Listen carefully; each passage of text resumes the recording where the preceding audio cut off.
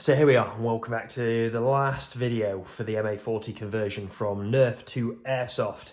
Now, I'm going to apologise straight away with this one. We're going to jump around a little bit. You can see on the table in front of me, we've got pretty much the completed article. So I'm going to take you through some of the last bits. So where we left you last time, the rifle wasn't painted and it was firing. What it didn't have was the torch attachment, the fire selector, or the mini mag that we have here. So you can see that this is just the VM M14, M16 mag that we talked about originally, and that we're just bonded to the lower half of the Nerf shell. It's been widened ever so slightly to accommodate that, so pretty much going to cut off this section, bond it there with our two-part epoxy, and then we're going to cut a hole in the bottom so we can get into that and wind it on should we require. So clearly, in the back, as normally I do it from a different position, and there we go, clipped in, nice and snug, and sits just like that. So if we can move this across here, there we go. So sits, looks like game accurate. What I would be using on a game day would be probably a standard mid cap. So drop that out, push that down, pull that out. There we go, and that's how the mid caps sit and lock in and charge. So absolutely spot on, and I would definitely advocate obviously the mid caps over the mini high cap during a game day. So really simple for the high cap, as we've said. Just see, it's just a plastic shell around the bottom, but I'd be using that. Now the torch we talked about fairly early on. The switch, we'll jump to another little video of me in my garage.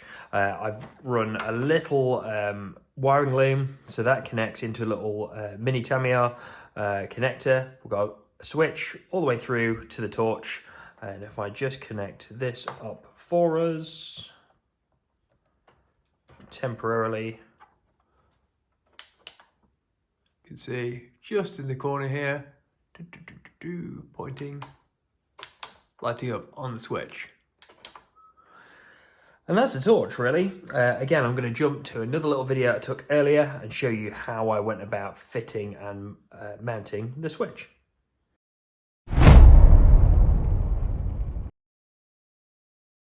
So if you ignore this section, what we've got going on here is the DRL mounted in the torch light. And then obviously we've got just a push button switch, relatively small, that I'm going to mount in the body that I can get to, and that was just going to run to my Tamiya connector. You can see that wiring is going off down there. Again, we'll talk about that some more in the next video, but that's how I'm going to run my fire selector. So that's a relatively simple circuit. So we're going to mount that in the rifle and then look to put this somewhere in the side. So for me, I'm going to utilize one of these little circular sections. I'm going to drill that out, having measured it. I'm going to fit it at the back, push it all the way through, and just glue it in there as well. So you can see there's like almost the first push button for the first circle and then the inner circle. So we're going to drill out a hole to mount that nice and flush and then secure that in there. Just means that obviously when I lift that up, obviously it's going to be attached, so we have to be careful with that. But it also means that once the batteries are connected, we're going to have our working torch light. So let me just quickly, here we go. Nice. So having measured that, I'm going to drill that hole and mount that in there.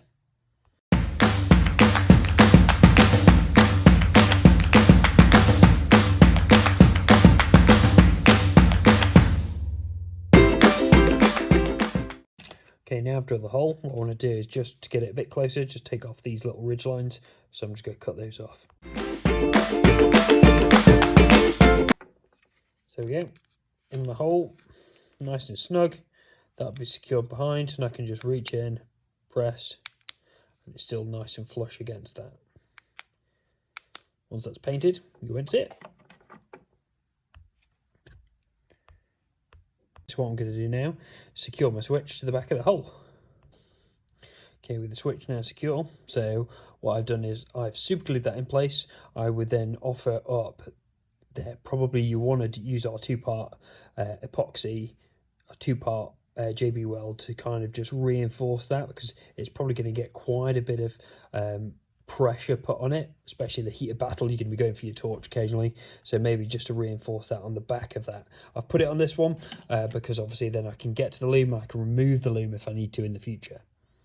Once that's then dry, we're going to refit the torch and the loom into the rifle itself.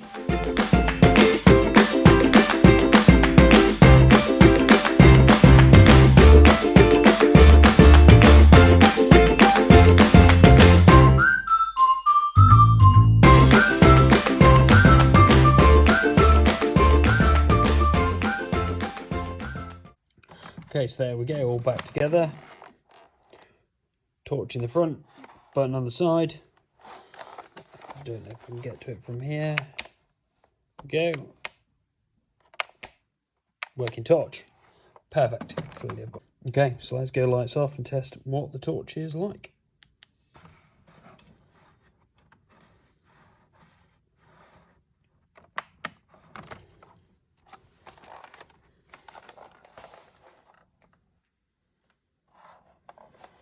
Pretty good.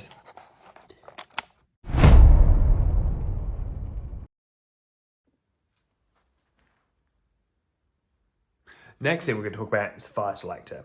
So this is kind of key really for being able to set auto to semi. So we can see here, so in here, I'll move all this section out of the way. I'm going to get my little pointer. So behind here, we've got our linear actuator. So that's kind of the key component here.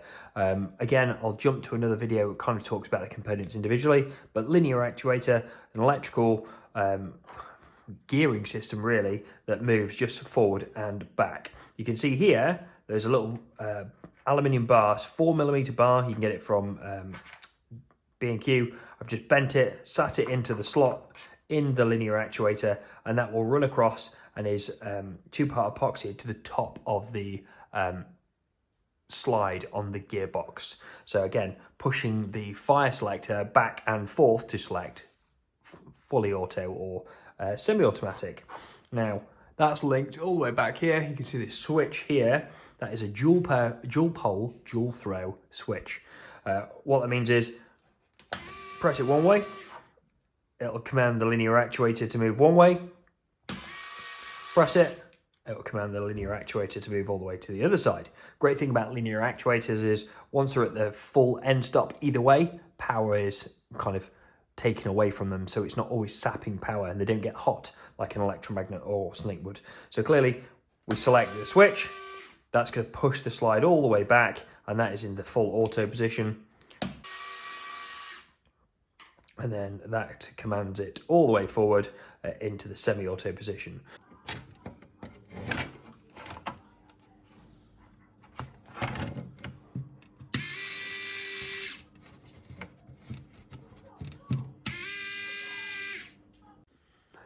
So with that fire selector, I'll jump to the test video, the firing video, which will show me using both semi-auto and automatic.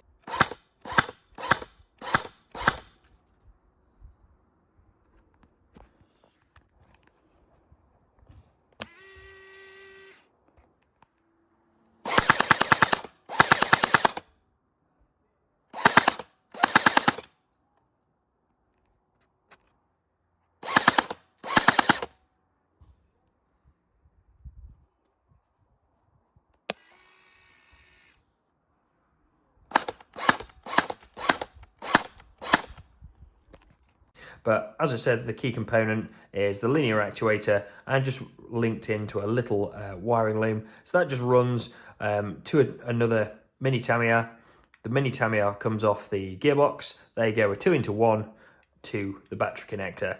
This isn't the normal battery I'm using. This is just a test battery. As you can see, a myriad of connectors here.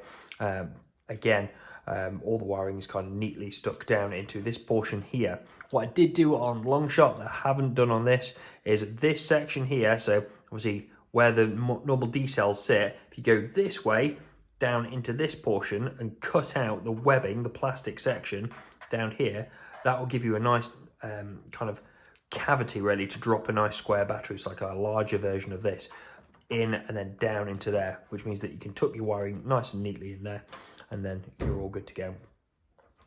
What I would add and I would do in the future, so obviously we've got our semi-auto, full auto decals. They've got the little depressions next to them. What I intend to do and what I would do is drill out those and fit little LEDs, again, into the dual throw switch back there. So once you've selected a position, that LED would light up. So in that case, it would light up red, full auto, select whatever colour you want, blue, pink, whatever, into the semi-auto. So there we have it, all back together. Last little bit, which I added, you might be able to see just here, that is just a little L-shaped piece of plastic. I'll jump to a picture in a moment, which is just to poke through and goes onto the other side of the hop unit, just to give us a little bit of adjustment, should we need to, on the fly, to adjust our hop. So again, another piece of plastic that I kept, and remember back in video 1, I said take off all the bits off your Nerf and keep them because you might need them. That is again just a little piece that I've used. Probably better to 3D print that if you can, but again, that Nerf plastic came in a good use there really to fit onto the hop, so I can adjust it. Perfect. So that's all I've got really. So there's your MA40, good to go. You can use it as a prop. You can use it down at your local airsoft field, or you can just sit it on your desk and admire it. But there we go, we've got a relatively game accurate. I know the paint scheme on this one isn't game accurate, and I wasn't really going to go through painting. If you want to have a look at painting painting Nerf rifles or the MA40, have a look online. There's plenty of tutorials.